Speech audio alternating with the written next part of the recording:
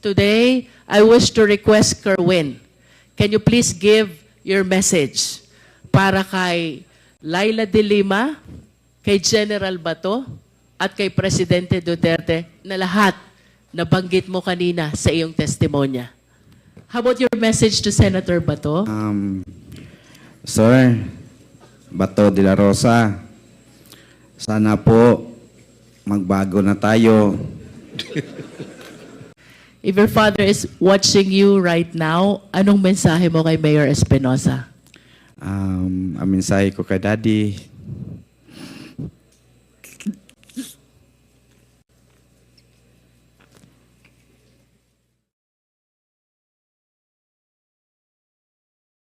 November 16, 2016, through the coordination with the Interpol, iniuwi ka dito sa Pilipinas.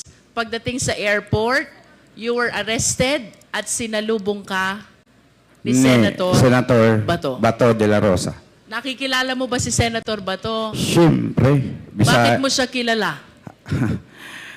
Matapang yun. Puro barilan-barilan ang hahamon sa TV ng draw sa mga illegalista. What else do you know about Senator Bato? Bago pa siya naging senador, nasan ba si Senator Bato?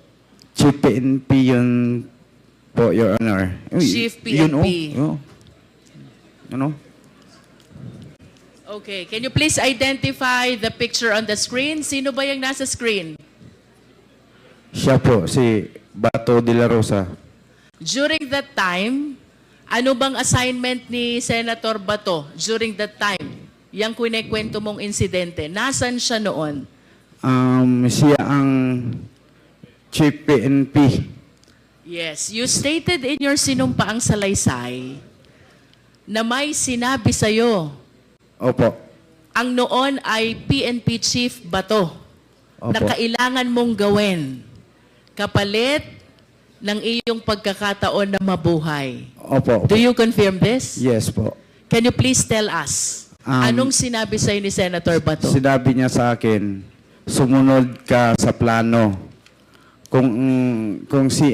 Sumunod ka kung sino ang babanggitin mo para maligtas ang buhay mo. Kung ayaw mong sumunod, ikaw na ang susunod sa tatay mo or isa sa membro ng pamilya nyo may mangyari na masama. You mentioned about plano. Can you tell us ano ba yung planong tinutukoy? May mga pangalan na pinid sa akin, sinubo, at babanggitin ko sa aking testimonya o sa aking salaysay sa Senado. At maaari mo bang sabihin, sino ba itong mga taong ito at anong gustong ipabanggit sa'yo ng noon ay PNP Chief Bato? Peter Lim, supplier daw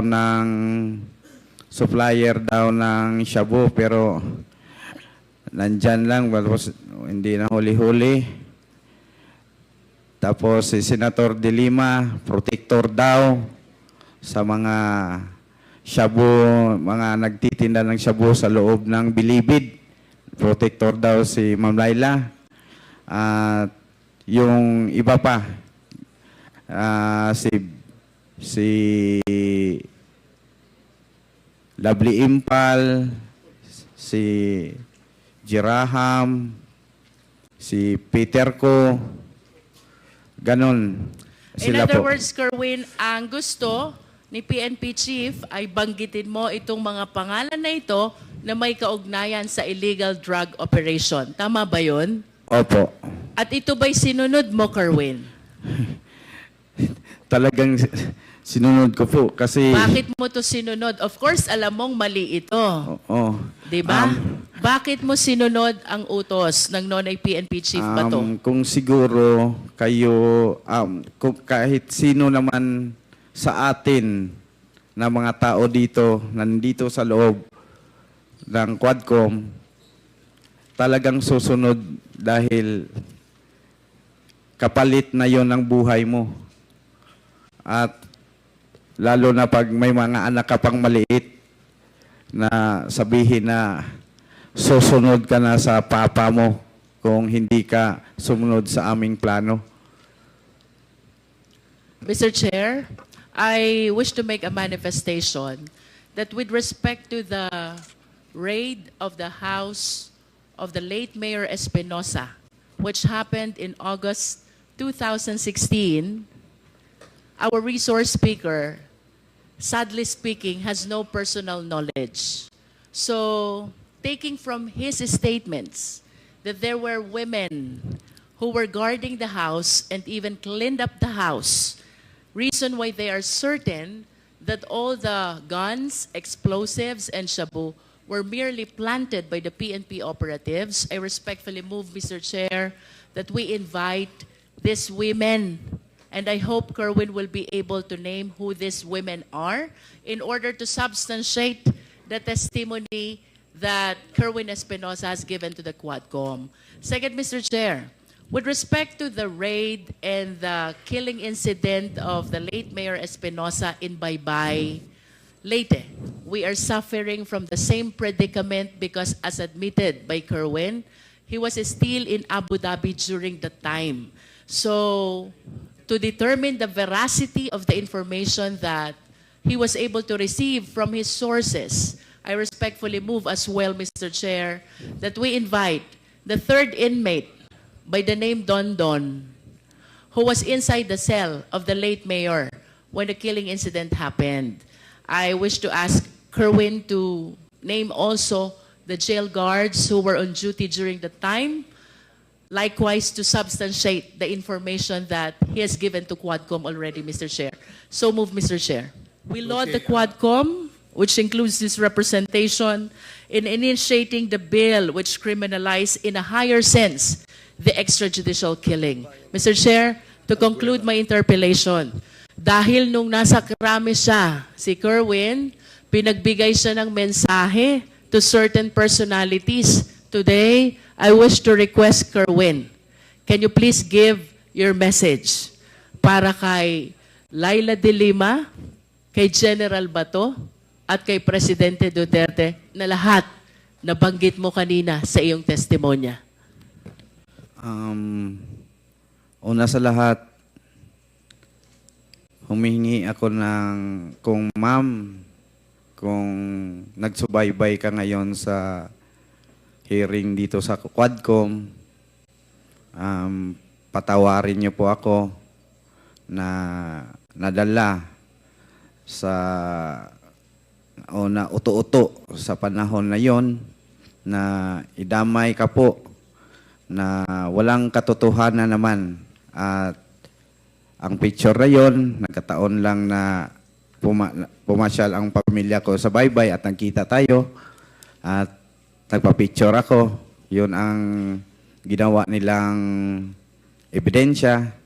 Ma'am, taos ko sa kaloob-looban from my heart, I ask, sorry. Sorry talaga po, ma'am. At kung ano mang plano mo sa ginawa kong pagbuhat-buhat o sala o kalambigitan sa droga o unsay imong buhaton, andam ko mo dawat, ma'am. Pero ang ako alang ihangyo, mangayo ko nimo pasaylo sa akong gibuhat. Kay na-pressure ragyod ko, ma'am. Naluoy ko sa akong mga anak, ngagagmay pa kayo atong panahon na. Patay na akong papa, o ako mamatay, mag-unsa na lang akong mga anak, maong gibuhat na ko, nga buhat-buhatan ka, o magtumo-tumo, o istorya, kabahin sa kalambigitan sa droga. Once again, sorry kayo, ma'am. Handa po akong harapin kung ano ang plano mo sa akin po. How about your message to Senator Bato? Sir, Bato de la Rosa, sana po magbago na tayo na iwasan natin na gumagawa lang ng senaryo dahil sa politika na masira ang isang tao kasi hindi kalyado natin. Iwasan na po natin at wag na natin gawin na pilitin na gumawa ng kwento para lang ma-pin down ang isang tao.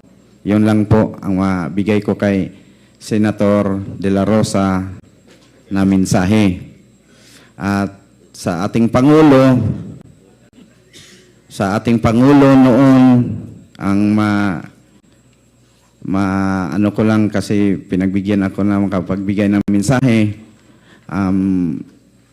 Mr. Duterte, sana po i-validate niyo po bawat report na marinig mo sa iyong paligid na ganito, ganyan, si Fulano. I-validate nyo ng maigi para walang taong masaktan. Lalo na ngayon na tumakbo ka ng mayor, huwag kang magpasulsul sa mga nakapaligid sa iyo. Yun lang po. Last, Mr. Chair, I understand that your family went through a lot because of this incident. If your father is watching you right now, anong mensahe mo kay Mayor Espinosa? Ang mensahe ko kay Daddy,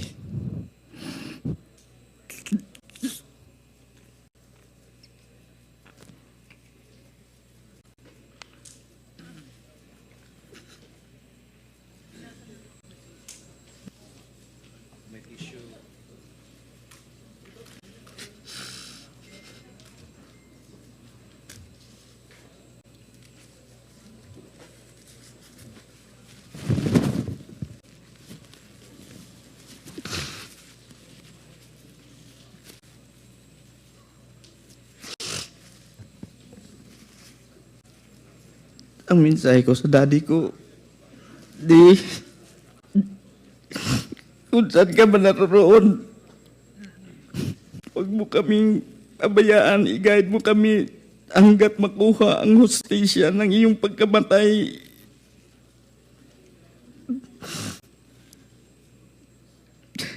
Salamat sa lahat na pinadama mo sa amin nung ikaw ay nasa kapiling ka pa namin na bilang ama.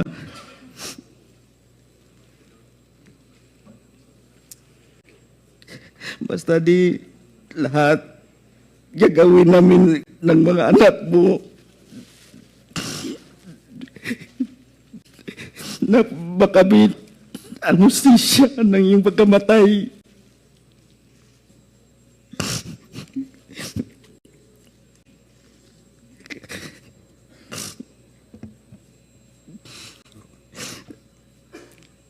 Padayon na lang di sa imo pagpanaw. Ayaw na kayo una-una ang naitabo kanimo. Kada ako di anda mamatay para makuha lang yung hustisya di mo.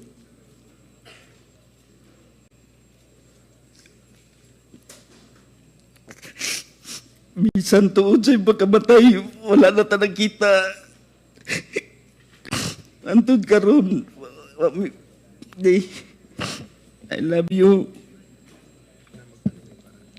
Okay, sige. Maraming salamat, Kerwin. Anything else, Congresswoman Luistro? I conclude, Mr. Chair. Thank you. Thank you. Maraming salamat. Before